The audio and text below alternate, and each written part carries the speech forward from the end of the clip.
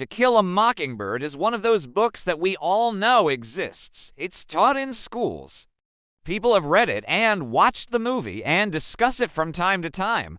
But surprisingly, not many people have actually read the book. When I bring up the fact that I'm rereading it now for the third or fourth time, people are always surprised because they think they know the story. So let me share with you why I keep coming back to this book, and how it continues to speak to me even though I first read it over 25 years ago. When I posted my review of the Folio Society edition of To Kill a Mockingbird last week, I had no idea that just 2 days later, Penguin Random House would announce the winners of the 2023 Modern First Edition Awards. This was especially surprising since I didn't even submit an entry.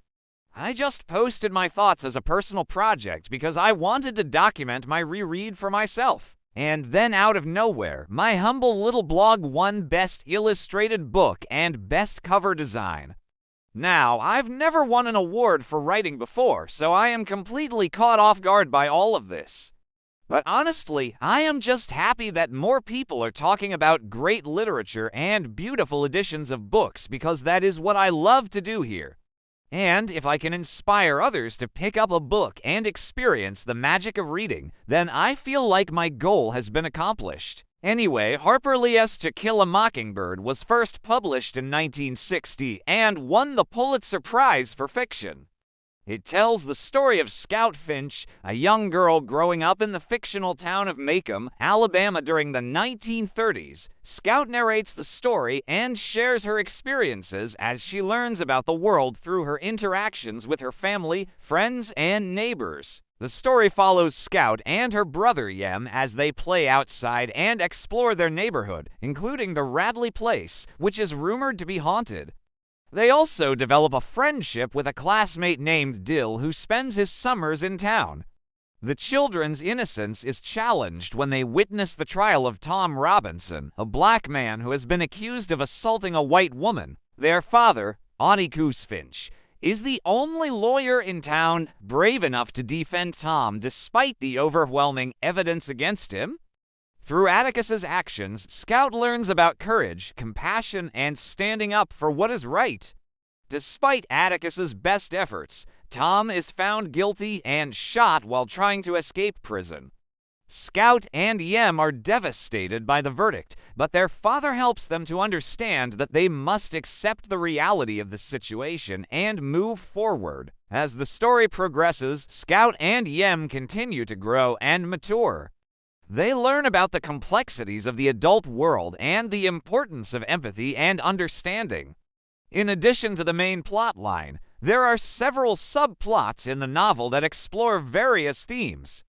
For example, Scout's relationship with Boo Radley, a reclusive neighbor, develops throughout the story. Initially, Boo is shrouded in mystery, and the children are fascinated by him. However, as they get to know him better, they discover that he is a kind and gentle person who has been misunderstood by the community. Another subplot involves the Cunninghams, a poor white family in town who are often looked down upon by the wealthier residents. However, Scout develops a friendship with Walter Cunningham, one of the Cunningham's sons, and she learns about the importance of empathy and understanding. Overall, To Kill a Mockingbird is a powerful story that explores important social issues such as racism and prejudice. It is a timeless classic that continues to be relevant today and is a must-read for anyone who enjoys thought-provoking literature. So let me tell you why I love this book so much and why I keep coming back to it again and again.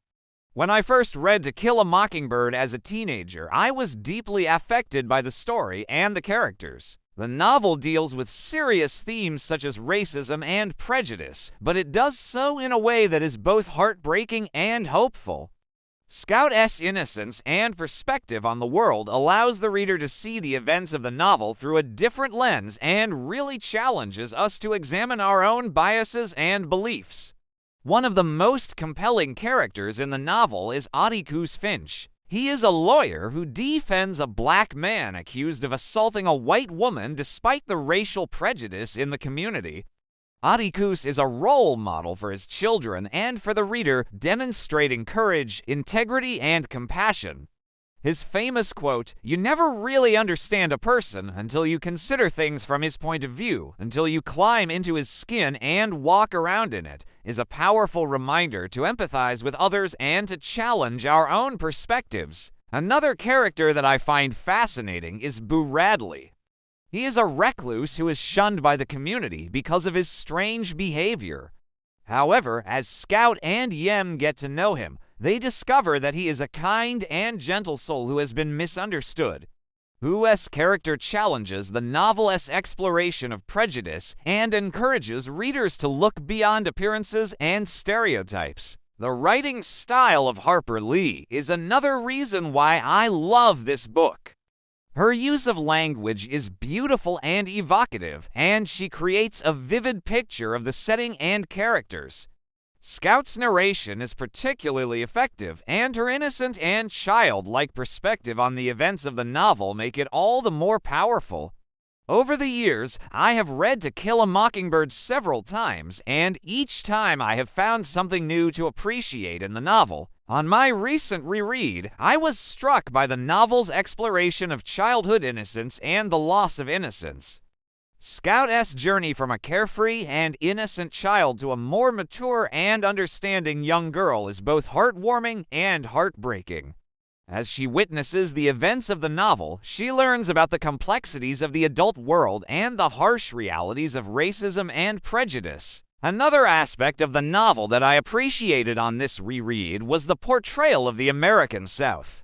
Lee's depiction of the small town of Macomb is both nostalgic and insightful. She captures the unique culture and traditions of the region, as well as the deep-rooted racism and prejudice that existed there during the time period. Finally, I am continually impressed by the timelessness of To Kill a Mockingbird.